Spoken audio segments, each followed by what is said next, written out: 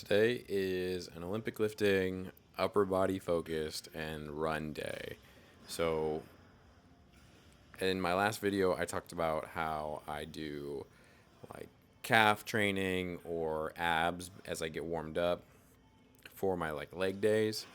I probably could do more of a quote unquote warm up before I get into sessions like this, but when I'm doing upper body, it's just more important to get my positions right.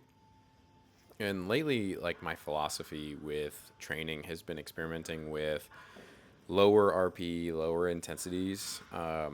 When I was a newer weightlifter, obviously everybody wants to max out all the time, and it got me pretty far.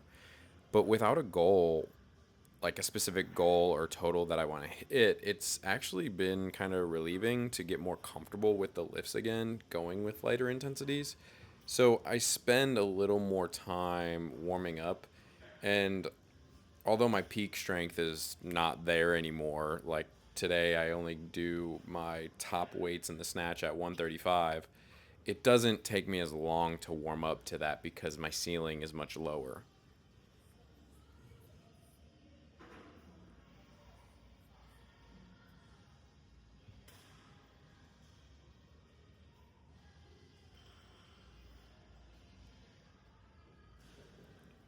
Here, I'm just trying to move my body to get the positions right. I don't have specific things that I do every single time.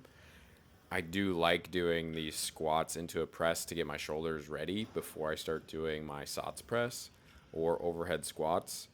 But it's just really greasing the groove and just finding what's painful, what feels good, and just opening up before I get into the main lifts. I really think this is the best way. I've experimented with foam rolling or, using lacrosse balls or whatever, but you end up having to do this stuff anyway after you do all of that work.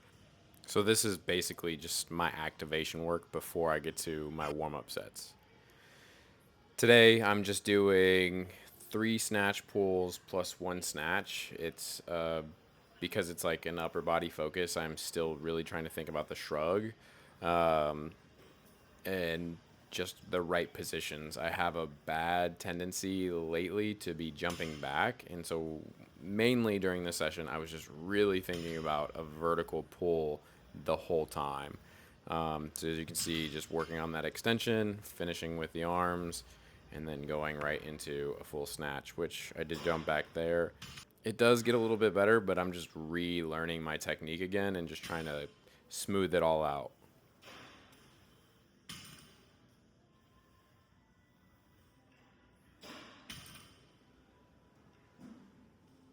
Gosh, there it is. There it is.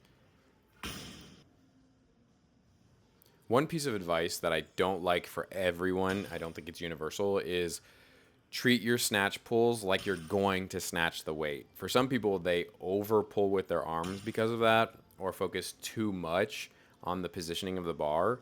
And really, I like to use snatch pulls for some of my athletes and myself to think about driving straight down into the ground. So, yes, you're still giving that force. You want to be explosive with it, you want to move the weight as with as much intention as possible. But that doesn't always mean that the snatch pull should be done like you're gonna snatch it and then you don't, and that can mess people up. Yeah, I did step forward on that one, but you can't win all of them. One thing I do want to point out, I'm doing it okay here, but a lot of times when people do snatch pulls, they bring their elbows back, but you should really be thinking about your elbows up in that scarecrow position so that you can be very snappy when you do your snatches. Now, I did a power clean into push press into split jerk. This is actually something that got me my best jerk ever at 145. I think that pressing is really underrated ever since we removed the press in weightlifting, and we just don't do it enough in America because we aren't really trying to build that upper body strength. But a cue that's been working pretty recently for me is to press as soon as I extend rather than waiting for that press. So the push press obviously just pulls that together, and I need to work on my camera angles just as much as my Olympic lifts apparently. But yeah, you can see that I'm trying to be very intentional with the drive of the push press and then bring it right into the split jerk.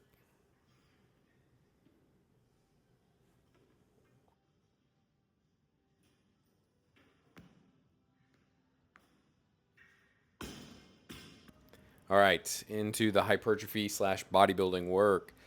So, right now, my best bet for how you build muscle is you just expose it to mechanical tension.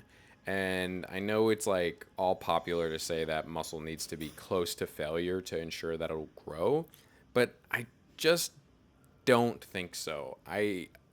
Because we see studies where there is volume matched and there's just as much gains between the groups. My guess is that it's just exposing it to a number of reps at that given tension. That's what's giving people the growth that they're looking for.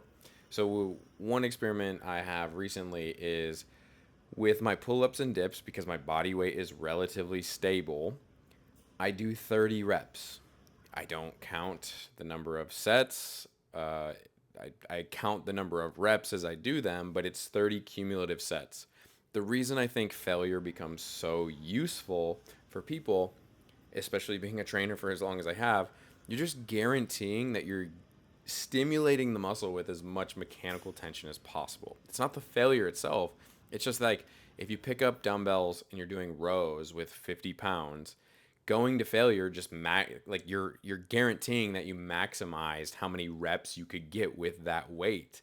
So the mechanical tension is the priority, like it's the thing that causes the growth, not getting to failure, because if you stopped 10 reps short of failure, then you didn't get 10 reps, 10 additional reps with that weight. And so if we can volume match, and I really like doing it where I'm just getting 30 reps, it actually goes by really fast. I think this set took me like, I don't know, 4 minutes total to complete. If you're a psycho, you can rewind the video and look at that clock up there and figure out how long it took me. But it's just a fun way to do it. I can make sure that there's quality in each rep, and I'm ensuring that I'm getting the right work done.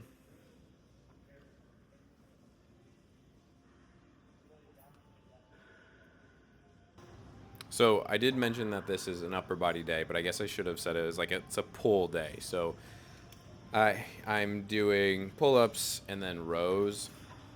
One thing I like to do with rows is I'm envisioning that I'm pulling my sternum towards the weight rack. So yes, I have some forward lean, but I'm keeping my chest up and just pulling my elbows tucked in to really focus on the lats. Then, because overhead mobility has been a little bit lost since I was not doing as much Olympic lifting for my 100 milers, I'm doing some lat pullovers. One, I just love the lat pump that I get from them, but two, it really opens up my rotator cuff.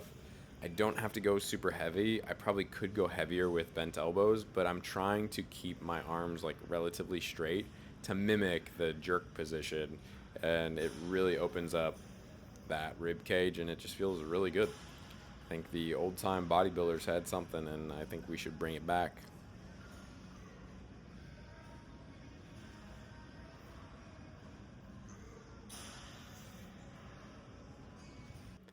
When you're trying to do a lot in your training, supersets are king. So when I'm doing the dumbbell pullovers, I'm also doing my hammer curls. And I think I did 3 sets of each just to get a pump in and work different positions.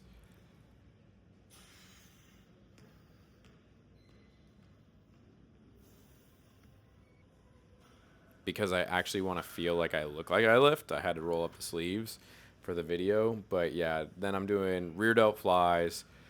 Then I superset these with just regular dumbbell curls. Again, I think I did 4 sets of each of these just to get a nice pump so that I'm not neglecting all of those other muscles. I do think that is a big miss from a lot of weightlifters, is just not doing general hypertrophy work away from a competition. Just because, like, if we want to have the strongest muscles possible, they probably need to be not as big as possible, but definitely bigger and not neglected. Some people are freaks. Obviously, we see very skinny weightlifters get by all the time, but generally speaking, I think a bigger muscle is a stronger muscle. And as long as you're not getting so fatigued, it's really not going to get in the way of your training unless your biceps are literally that big you can't hold a front rack. Right now, I don't have any specific goals with my running, so I am experimenting with John Davis's 5K crash course from his Marathon Excellence for Everyone book right now. So today was just 5 easy miles. A lot of times people get really bored and they don't handle the monotony of easy days well, and then they over crush themselves. You gotta just find like a video, right? You're watching YouTube, just watch YouTube when you're running. Or right now, I'm going through Peaky Blinders, which you can see up there. Like, it's the time of day that I can just watch a bad television show that my kids shouldn't watch, and I can get away with it and just get lost on the treadmill. I really think that doing hours and hours and hours on an incline when I was training for Leadville just kind of numbed me. Yes, I would much rather run outside, but it's early in the morning. I just want to get lost in it. I can't go anywhere. I need a shower at crunch. And there's no travel time in between each session. I just got to knock it out. And so, because I like to pair my more intense days with my leg focus days, so that way I can give my legs somewhat of a break. Um, I do my easier stuff or my more moderate stuff on my upper body days, but it doesn't always time out perfectly.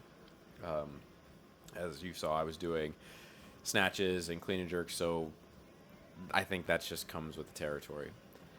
But one thing I have really appreciated about spending so much time with running and Olympic lifting is that to be better, to be great at it, to excel at these movements, it just comes with so much practice, whether it's running, snatches, clean and jerk.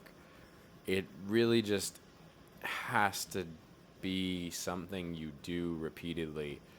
And, you know, one thing I've been thinking about lately is like elite mile runners are sometimes running 80 miles a week. You're just honing in the practice. Your body gets used to moving that way.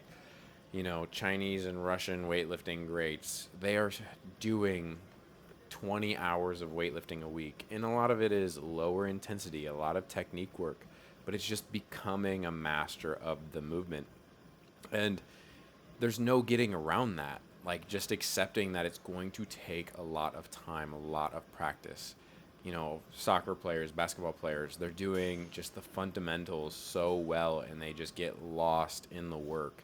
And that's just the phase of training I'm in right now, as I'm getting ready to help open this gym in the next couple of weeks. I don't want to put the pressure on myself to excel. So I'm actually just taking a step back and trying to master the basics, do things better, hone my technique, get more mileage in my running. And it's all over the place. I'm not as consistent with my training as I once was. That will come back. But if I can just bring it back to the basics, like, I'm enjoying that part of the process, thinking like a white belt again. So, yeah, thanks for that, listening to that ramble. Hope it helps a little bit. All right, one thing, if you've got a Garmin, you can calibrate your watch. So I actually trust the treadmill more than I trust my watch when I'm running, because it's going based on arm swing and it's just not super accurate. So it was actually a 5 mile run. My watch said 5.11. So I hit calibrate and save, adjust it to 5 miles here, and you can see that 5 easy miles were completed on the treadmill with our friend Tommy Shelby. Like, comment, and subscribe.